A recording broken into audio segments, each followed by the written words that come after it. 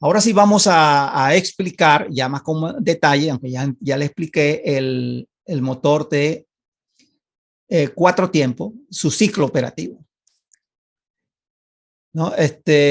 El ciclo operativo de motor de 4 tiempos, la figura de arriba ya se la expliqué, y la figura de abajo, el dibujo también se ve claramente los diferentes procesos, ¿no? Y es fácil de entenderlo. De 4 tiempos es bastante fácil de entenderlo. La única diferencia que nota aquí el motor encendido por chispa, encendido por compresión, es que en el lugar donde aparece la chispa, ¿no? Después que el motor admite, ahora comprime, ahí donde se va a producir la chispa, en ese momento lo que se hace es inyectar el combustible y de igual manera se produce la combustión. Es la diferencia, ¿no? Y por supuesto la presión que se alcanza en ese momento es mucho mayor en los motores diésel que en los motores encendidos por chispa. Ahora, esto es lo que yo quiero que ustedes entiendan, porque quizás primero entiendan, por ejemplo, el principio de funcionamiento y entiendan esto. Aquí les muestro en forma un poco de repaso, y ustedes deberían de haber estudiado ya lo que es el ciclo Otto y el ciclo diésel, ¿no? Como máquina térmica. El ciclo Otto incluye el proceso 1-2, que es un proceso isentrópico de compresión, el proceso 2-3, que es el proceso de admisión a volumen constante, el proceso 3-4, que es el proceso isentrópico de expansión, que es donde el motor libera trabajo, y luego el proceso 4-1, que es un proceso de liberación de calor a presión constante. Este proceso en la realidad no ocurre así nunca, ¿verdad? Porque es imposible de que la combustión ocurra a volumen constante. ¿Qué quiere decir esto? De que la chispa ocurra en un instante cero, ¿verdad? O sea, que no haya desplazamiento, y que la mezcla aire-combustible se queme también en un instante cero. La combustión no es instantánea, la combustión necesita cierto tiempo. Entonces, reacciones químicas, se quema una parte del combustible, después se quema otra. También es el caso de la inyección, que va inyectando gotitas, se queman unas gotitas, otras gotitas. Entonces, no es a volumen constante, ni mucho menos de la derecha, que es a presión constante, que es el equivalente teórico del diésel.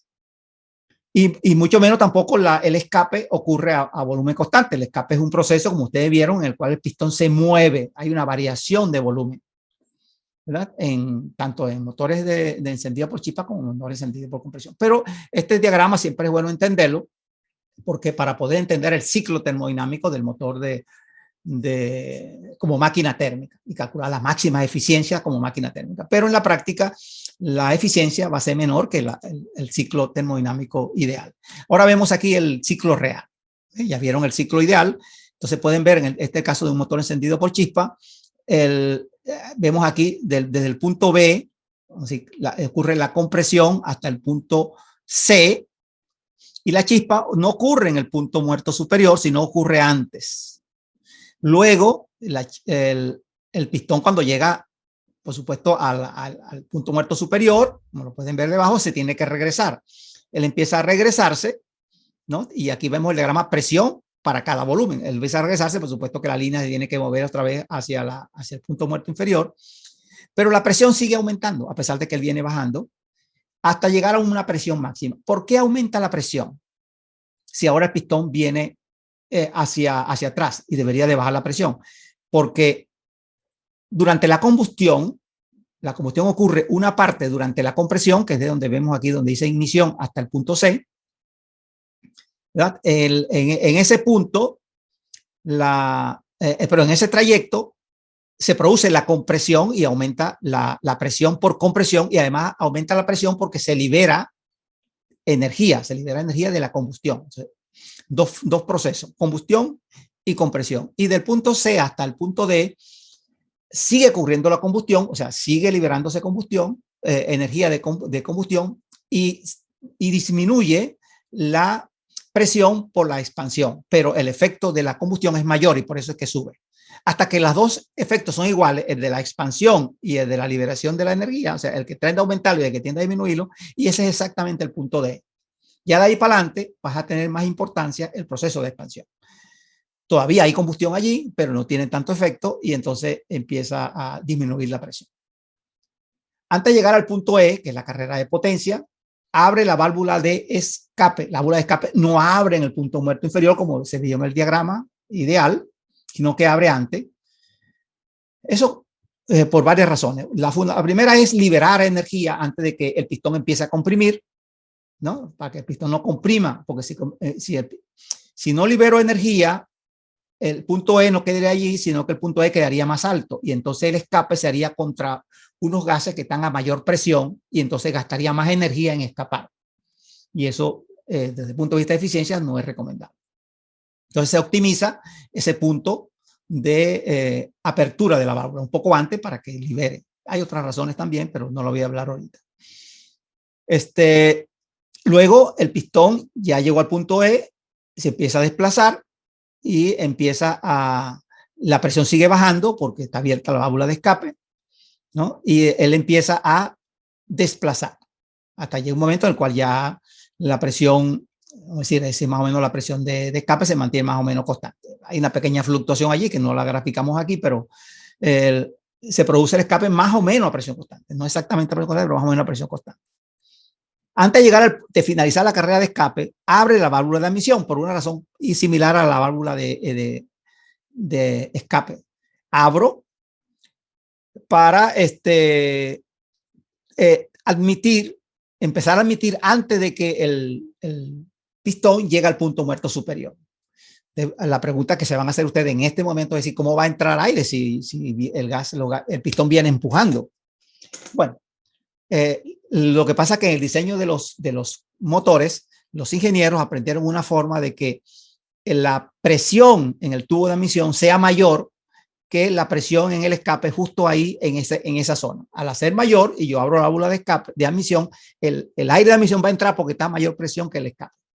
Por esa razón. Y otras razones que también, bueno, le explicaré posteriormente cómo lo hacen, ¿no? Para que haya presión. Si no hay presión, obviamente que los gases de escape se van a ir a hacer la admisión.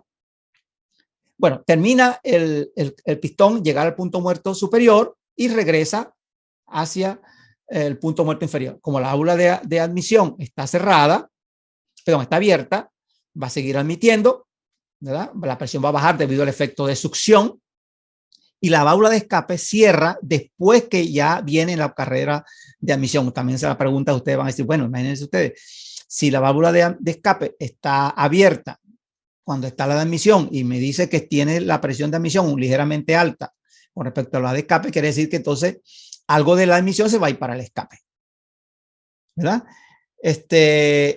Bueno, esa es la idea, que haya un pequeño barrido, pero hay que controlar adecuadamente para que los gases y la mezcla fresca expulsen la mayor cantidad de gases de escape de tal forma que quede la mínima cantidad de productos de escape, porque los productos de escape no hacen nada dentro del motor, se van a quedar ahí adentro y van a volver a comprimirse y ellos no van a poder quemarse más. Entonces hay que optimizar. Entonces esa optimización se logra de esa forma. Cuando vayamos más adelante, vamos a ver que las válvulas de escape y de admisión incluso se le cambia el punto de admisión. Hay una tecnología actual que es la variación de los ángulos de apertura y cierre de las válvulas. Se hace con esa intención de aumentar la eficiencia de admisión, o sea, que entre más mezcla y escape más productos. En este diagrama, este ciclo del diagrama, hay vamos a decir, dos áreas. La área superior, que la llamamos positiva, el área de trabajo positivo. Acuérdense que en termodinámica, el diagrama dentro de un ciclo termodinámico, PV representa el trabajo realizado. O sea, aquí hay un trabajo positivo, que es el trabajo porque la parte positiva de generación de potencia está por encima, y el de abajo es un trabajo negativo, que es el trabajo porque la parte de escape, que es pérdida de potencia, está por arriba y la de admisión está por debajo. Entonces, esto es energía que recibe el motor y abajo es energía que pierde el motor. Esto es importante que lo entiendan porque cuando hablemos de eficiencia, la pérdida de mecánica del motor, vamos a meter este área como pérdidas mecánicas, al igual que las pérdidas por fricción y las pérdidas por transferencia de calor. Aquí esto es pérdida del motor. Lo que es realmente energía aprovechable es la que está en la parte superior. Es el área superior del motor. Ok, espero que hayan entendido el ciclo, ¿no?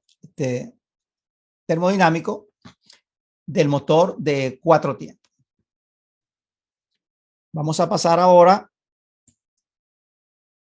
a el encendido por chispa, el motor de encendido por compresión o motor diésel. El ciclo es exactamente el mismo, eso va a variar la forma, pero el principio es distinto. Aquí des en cuenta que aquí en este ciclo el diagrama de combustión tiende a aplanarse la parte de arriba, como ocurre en el motor ideal del motor encendido por compresión. No necesariamente, hay motores de encendido por compresión que se parecen bastante al motor de encendido por chispa. Pero las aperturas y cierre de válvulas sigue el mismo principio. Y hay una parte positiva y una parte negativa. Seguimos pasando por aquí y aquí vemos el diagrama presión-volumen de un motor encendido por chispa, ¿no? Que es este que vemos aquí, PV, de la izquierda, y vemos un diagrama que tiene como una forma ¿no? de curva de Gauss, una curva que sube y baja, que es el diagrama presión-ángulo de giro del cigüeñal. Esto quiero que lo entiendan muy bien. Y si no lo entienden, me preguntan la próxima vez o vean bien los videos para que puedan entender estos dos diagramas. Cualquier persona que va a un curso de motores de combustión interna de ingeniería tiene que entender esto muy bien. Y yo, por supuesto, en las evaluaciones que hago de los motores, del curso de motores, esto lo pregunto. El diagrama presión-volumen es este que vemos aquí, y aquí vemos el diagrama presión-ángulo de giro. ¿Qué es el ángulo de giro del cigüeñal? Que es lo que quiero que entiendan, para los que no lo conocen. Eso está expresado en la figura de la izquierda. La figura de la izquierda superior, vemos el pistón y una línea que yo uno el pasador del pistón con el cigüeñal, ¿verdad?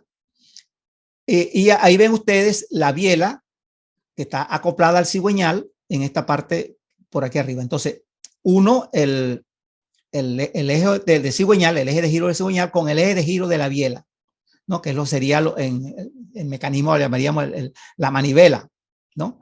El mecanismo biela-manivela que transforma movimiento alternativo en movimiento rotativo. Entonces, la línea que une el eje de rotación del cigüeñal con el eje de rotación de la biela, junto con el eje, la línea que une el centro del pistón con el centro del cigüeñal, me genera un ángulo, ¿verdad? Ese ángulo es el ángulo de cigüeñal para cada momento del proceso del motor. Por ejemplo, en ese caso tenemos la biela está a 84 grados con respecto a su posición de 0 grados, que sería cuando la biela esté alineada directamente con el cigüeñal. Cuando el motor va girando, ese ángulo va variando, comienza en 0, pasa por 90, después pasa por 180 y llega a 360. Y si es 4 tiempos, vuelve a dar la vuelta y termina en 720. Si hay 2 tiempos, ya repite el ciclo. Pero ese es el ángulo y entonces el ángulo va variando. Entonces, para cada ángulo hay un volumen arriba. Entonces, hay una relación directa entre volumen y ángulo, que hay una ecuación que también se la explica más adelante cómo se puede convertir uno y otro. Entonces, yo puedo graficar PV y puedo graficar P ángulos, ¿no? Para cada, y es la gráfica que ustedes ven aquí arriba. ¿Por qué se usa esta gráfica? Esta gráfica se utiliza porque es más fácil de ver, porque yo separo el proceso de compresión y el proceso de expansión y puedo ver con mayor claridad el punto, por ejemplo, donde ocurre la combustión, donde abren las válvulas, donde cierran las válvulas, y hacer estudios de mantenimiento, de confiabilidad, ¿no? De identificar fallas bajo ese análisis. Entonces es importante que ustedes sepan diferenciar los puntos de apertura y cierre de válvula, como se vio anteriormente en el caso de los diagramas PV y P ángulo. Y hay una línea punteada que es la de temperatura, para que vean cómo va variando la temperatura, obviamente como consecuencia de la presión y de la combustión, donde la curva cambia de pendiente, es donde ocurre la combustión, es donde ella viene comprimiéndose, ¿verdad? Y luego ahí ocurre la combustión y se produce un cambio brusco de la variación de la presión, por eso que cambia. Bueno, esto espero que lo entiendan y manejen bien lo que es el ángulo, porque después para poder entender el encendido, el punto de encendido, hay que manejar los ángulos. En la figura de abajo podemos ver, hay un ángulo de 349, no logro mirar muy bien, déjame colocarlo para mirarlo. 342 grados. ¿verdad? Quiere decir que ha girado 342 grados. Y a veces se dan 342 o se da 360 menos 342, ¿verdad? Que sería 18 grados. O sea, 18 grados faltan para llegar al punto muerto superior, o se han recorrido 342 grados en el sentido de la manecilla del reloj. O sea, cigüeña le ha dado una vuelta, ha dado 342 grados. Eso es importante que los diferencien, ¿ves? En la gráfica, abajo está el volumen y arriba está el ángulo equivalente.